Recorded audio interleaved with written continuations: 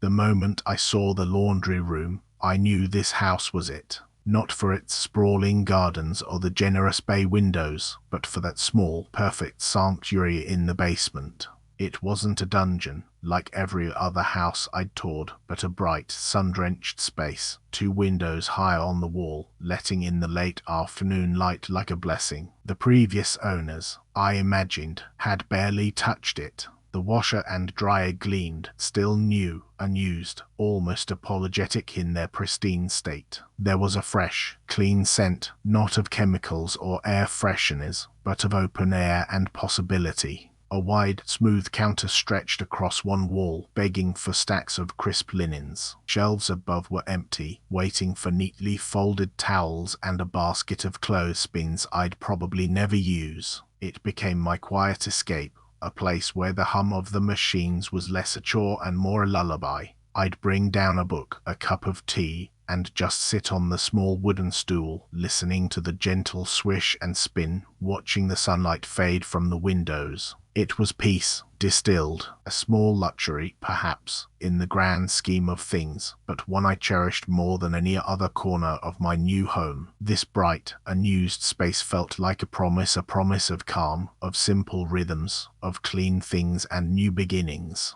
The first few weeks were everything I'd hoped for. My own laundry, fresh and warm, tumbling out of the dryer into a wicker basket I'd bought just for the room. The scent of linen and lavender, not the faint, cloying must of the old place. I'd fold each piece on the small, sturdy table beneath the window, watching dust motes dance in the afternoon light. It was a ritual, a quiet contentment, a small victory, earned after so much mess. Then came the Tuesday, a load of whites, mostly towels and pillowcases, bright and clean. I remember pulling them out, the static clinging like a soft sigh against my hands. I shook each towel, fluffed each pillowcase, stacking them neatly. The last item was a crisp white bath towel. As I lifted it, something small and pale lay exposed on the pristine tile floor directly beneath where it had rested in the basket. Not beneath the washer, not near the dryer, but right there, on the floor I'd just mopped the day before. It was a sock, a child's sock.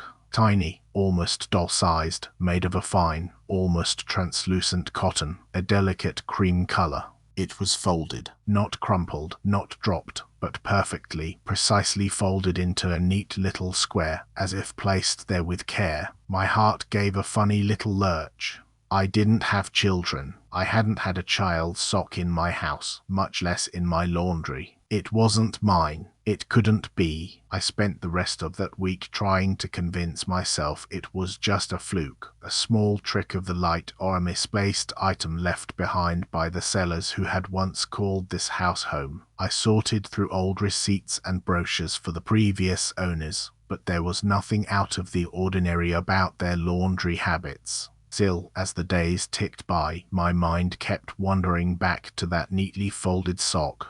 Had it been a mistake, a prank left by a curious stranger? The more I tried to shake off the feeling, the more persistent it became. And then, on what felt like a typical Tuesday afternoon, I opened the washing machine door to find a new addition waiting for me, a small sky blue t-shirt folded into neat quarters and sitting atop the fold of clean clothes. It was soft to the touch, almost as if it had been freshly laundered. The name embroidered on the chest was unfamiliar Linden, and there were no visible stains or odors. I could have sworn it wasn't mine. My hand instinctively reached out to touch its collar, half expecting my fingers to pass through it like mist. But they didn't. It felt real, this little t-shirt. And that realization only made the hairs on the back of my neck stand up a little more. What was I supposed to do with this now? Throw it away like an old pair of socks? A week had slipped away, and yet I still found myself standing here, staring at that t-shirt as if willing its fabric to reveal a hidden message.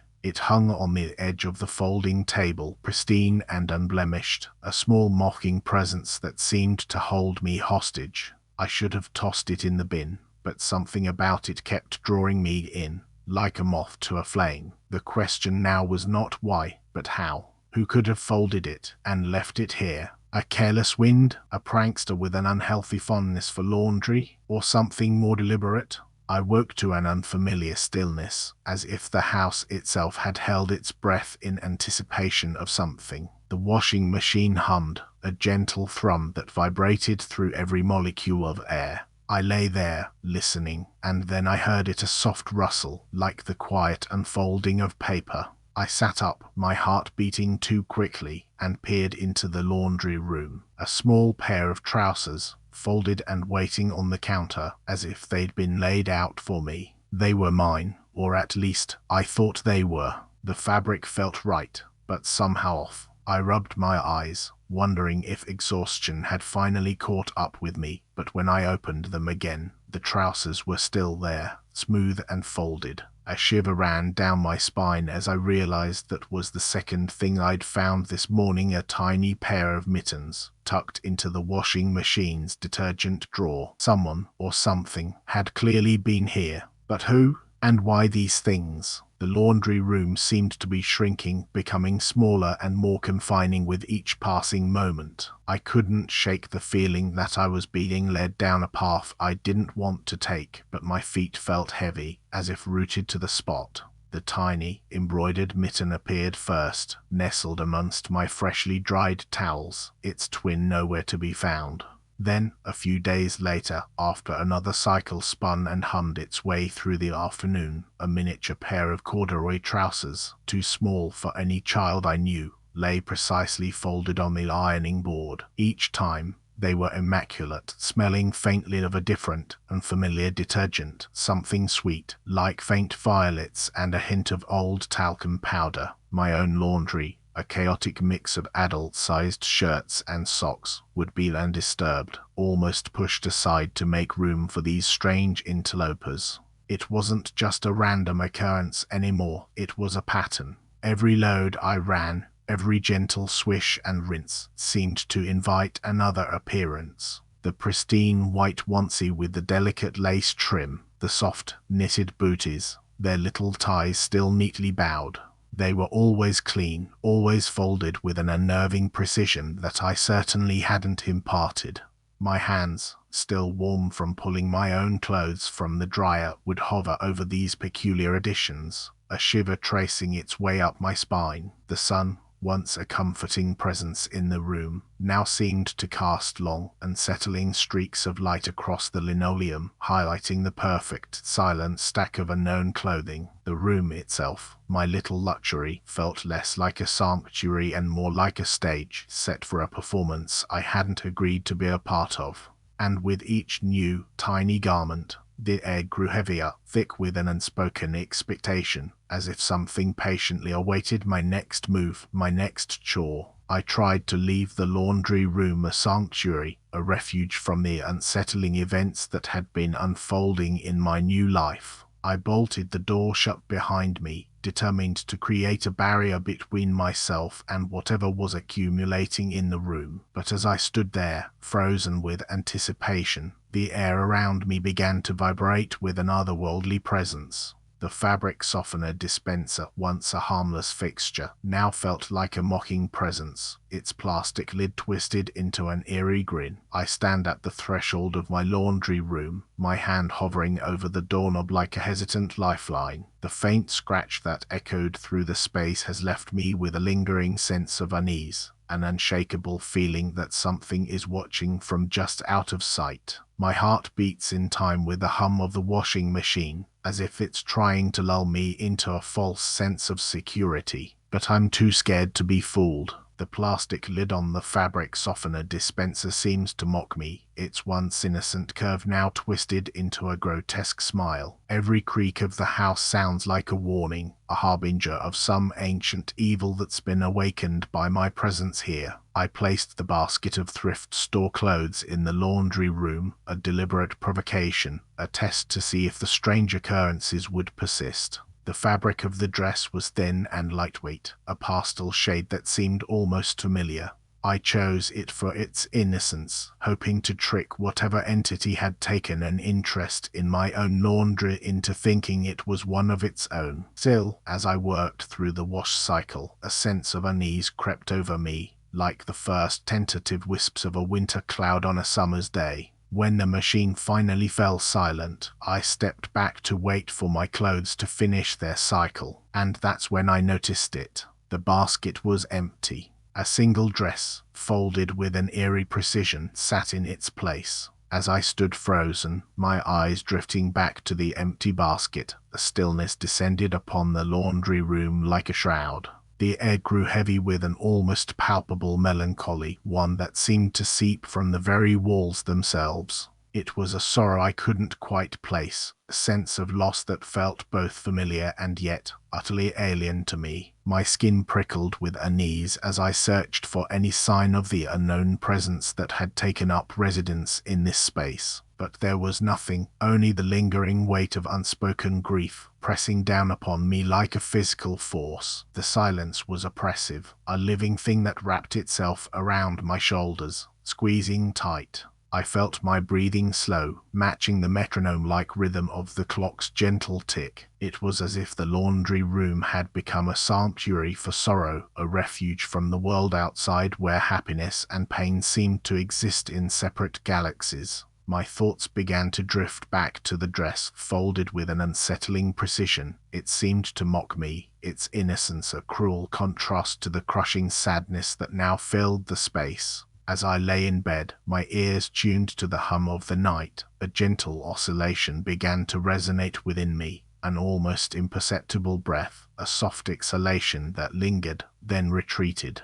It was as if someone had entered the laundry room and then stepped out into the cool darkness beyond. I strained my eyes towards the linen closet, searching for any hint of movement, but the space remained frozen, its contents neat and unyielding. The tick-tock reverb echoed through the silence like a solitary heartbeat, pulsating with an expectant slowness. The sound drew me back to that dress, folded with such deliberate care. It seemed to be a harbinger of something I couldn't quite grasp. And yet, as I listened more intently, my mind began to untangle itself from its tangled thoughts. A gentle stillness had descended over the room, as if night itself was taking up residence within our walls. As I stood there, bathed in the quiet of the laundry room, my thoughts finally coalesced into something concrete. The stillness seemed to be a palpable thing, like a heavy mist that clung to every surface. It was as if the house itself was holding its breath, waiting for me to make my next move.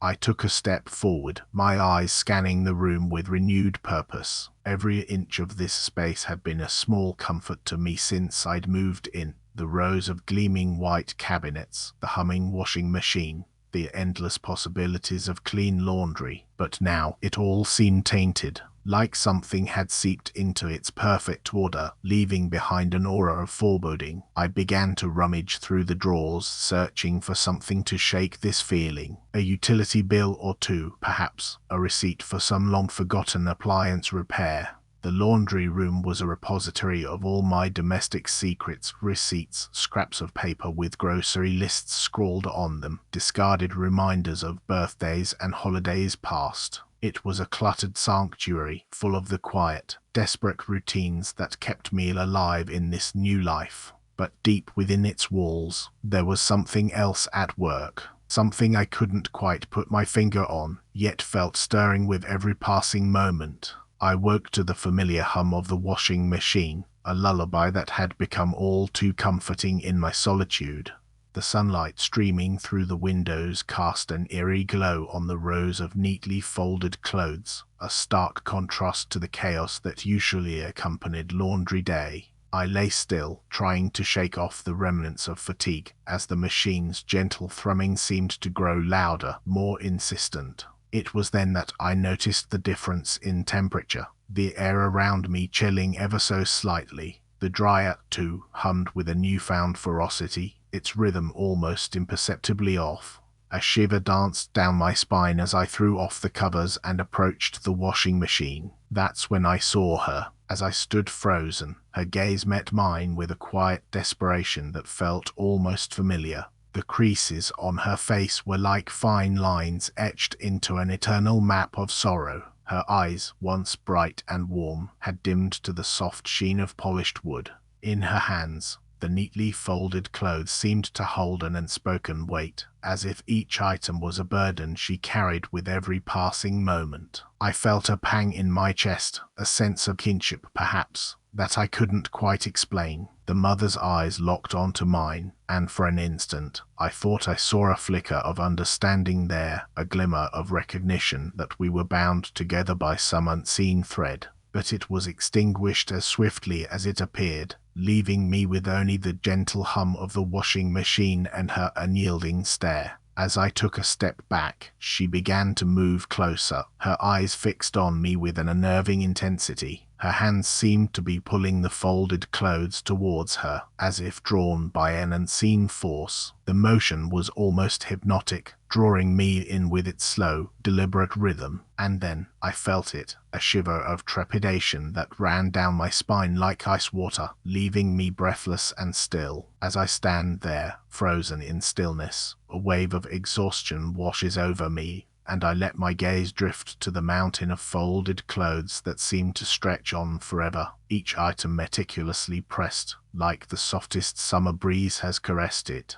The mother's presence feels more defined now, her dedication to this task an endless ritual, devoid of pause or respite. A sense of sorrow emanates from these neatly arranged garments, a collective sigh of relief that seems to reverberate deep within my own chest. I feel compelled to reach out and touch one of the folded shirts, to confirm its reality, but something holds me back, as if I fear disturbing a fragile calm. My clothes, too, have begun to appear, my favorite sundresses, soft sweaters, and worn jeans, all meticulously arranged with an unsettling attention to detail. I realize that I've started leaving them here, alongside the stranger's children's attire, not because I need their folding, but because it seems like a small act of solidarity in this quiet, unspoken bond between us. Every morning, as I step into my laundry room, I sense her presence ahead of me, a gentle hum that signals our daily waltz, and the weight of her silent devotion becomes almost palpable. It's a feeling that grows heavier with each passing day, like an unseen anchor drawing me closer to this household, its secrets and its burden. As I stand before this machine, a dull haze has settled over my thoughts, like the soft accumulation of morning dew on a grassy slope. The cycle is repeated again and again, rinse, wash, spin, repeat, each time drawing closer to an unseen equilibrium. The laundry basket's contents seem to multiply, filling the room with a slow-growing tide of clothes, no longer mine but now indistinguishable from my own. It's as if they've been waiting for me all along, patiently folding themselves into tidy stacks, each article imbued with an unspoken sense of belonging. I try to lose myself in their familiar folds, yet the soft hum of the machine and the gentle sway of the washing motions conjure an unsettling familiarity. Still, I find myself drawn back, transfixed by this endless dance of soap and fabric, each iteration a little closer, like grains of sand slipping through my fingers, until what was once just routine now fills me with a melancholy sense of companionship.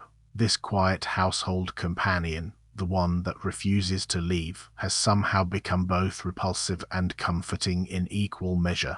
The weight of our silent devotion now settles upon me like a shroud, its presence an unyielding reminder that this house will be my prison for as long as I stay. Thank you for listening. If this story found you in the dark, subscribe and turn on notifications. A new tale waits every night.